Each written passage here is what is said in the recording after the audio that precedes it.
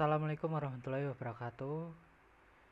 Perkenalkan, nama saya Dimas Iqbal Rizkullah dari Prodi RPL angkatan 2023. Di sini saya akan menjelaskan mengenai Routing Information Protocol atau disingkat RIP. Salah satu dari jenis protokol routing yang digunakan dalam jaringan komputer. RIP sendiri merupakan contoh protokol Distance Vector, artinya setiap router menemukan rute terbaik dengan cara menerima informasi rute dari router tetangga. Tujuan akhirnya adalah memilih jalur tercepat atau paling optimal ke jaringan tujuan. Lalu selanjutnya perhitungan jaraknya itu RIP menggunakan hop count, memakai satuan hop count. Jadi hop itu sama dengan satu router yang dilewati. Contohnya, jika data dikirim dari titik A ke D melalui B dan C, maka total hopnya adalah 3. Semakin sedikit jumlah hop yang dibutuhkan untuk mencapai tujuan, maka rute tersebut dianggap lebih baik oleh RIP. Oke, next. Cara kerja RIP sebagai distance vector. Artinya setiap router mengandalkan informasi dari tetangga untuk menentukan rute ke seluruh jaringannya. Jadi setiap router tidak tahu seluruh topologi jaringan secara keseluruhan, tetapi hanya tahu rute terbaik yang diinformasikan oleh tetangganya. Ini seperti informasi terus diteruskan dan diperbarui hingga semua router mengetahui rute terbaik ke semua tujuan. Yang pertama ada routing table. Cara kerja pertama routing table. Setiap router yang menggunakan RIP menyimpan sebuah routing table atau table routing.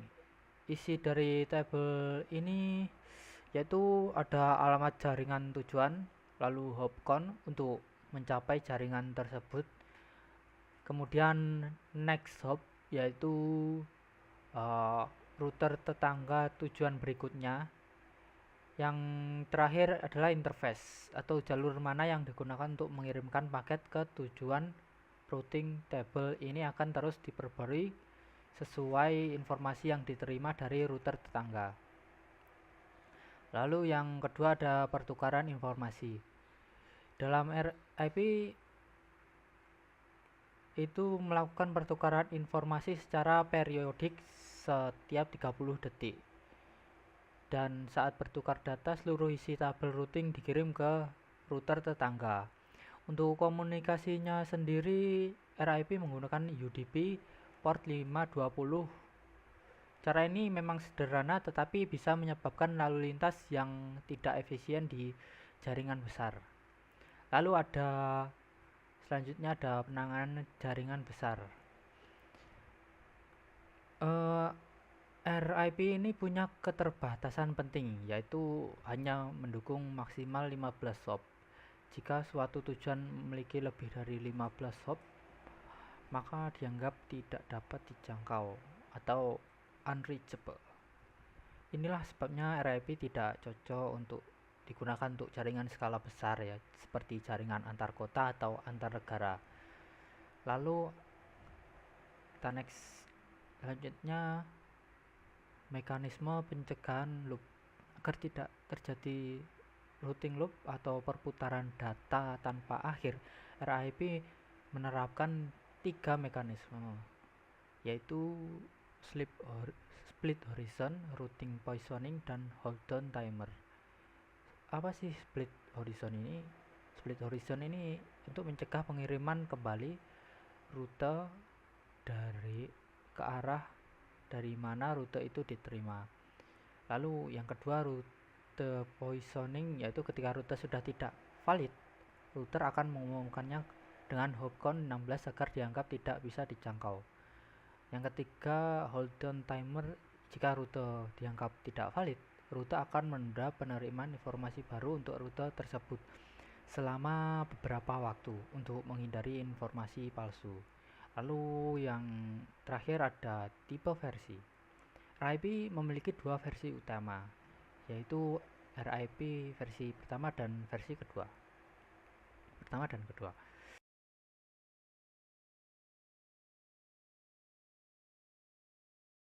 Cek. Yang pertama, versi pertama itu tidak mendukung subnetting atau classful routing.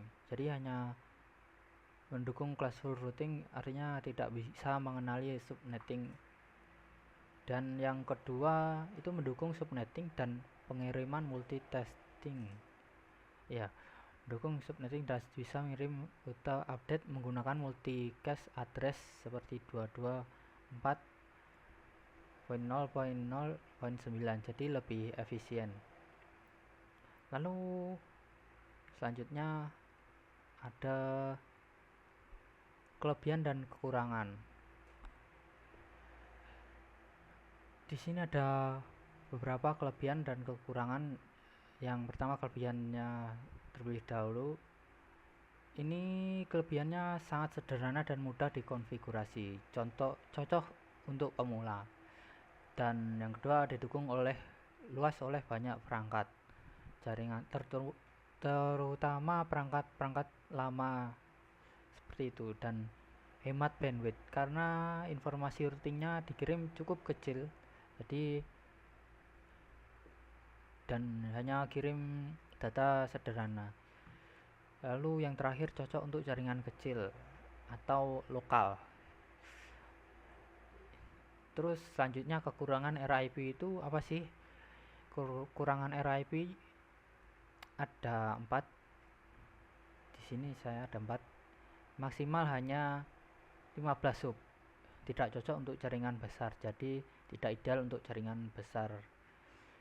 Lalu proses konvergensinya lambat saat topologi berubah, artinya butuh waktu yang cukup lama agar semua router mengetahui perubahan topologi. Yang ketiga, rentan terhadap looping jika tidak menerapkan mekanisme tambahan.